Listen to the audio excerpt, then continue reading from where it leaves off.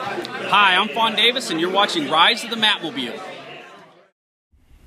Well, as you can see, we're back for another episode of Rise of the MattMobile. Today, Bo is doing some kind of sinister calculations. He's got his little iPad Classic down there, making some drawings. The plan right now is to get the shell mounted to the frame.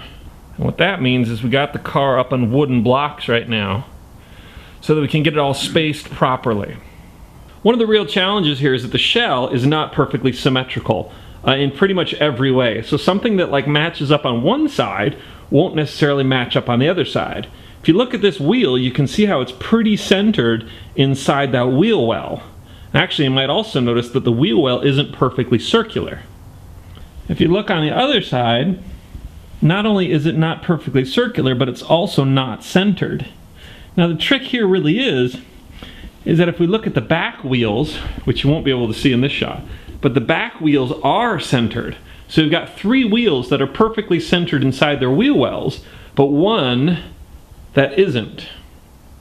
And what this really means is that one of those wheel wells is going to need to be adjusted.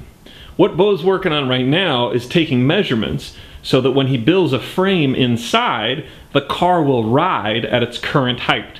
It's sitting at what I call the beauty height, or the ride height. This is the exact height I want it to be off the ground when I'm driving it. It's about 3 inches. Now the complication is that I also want it to be able to rise up when I go over speed bumps. You know, like Dark Knight Rises. You get it? See what I did there, Bo? I heard it. So I want it to rise up a little bit when I'm driving in case I hit a speed bump.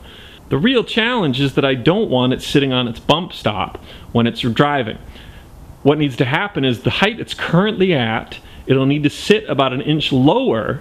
That way when I hit the airbags, it'll raise up 1 inch to hit its beauty height or ride height. So I'll have a little bit of suspension to ride on, and I'll still have 5 inches of travel on my airbags for when I hit a driveway or a speed bump or something. And that's where Bo the welder comes in. He's doing all the measuring, and he's going to build out a steel frame that's going to hold the shell at a certain height on top of the airbag suspended frame.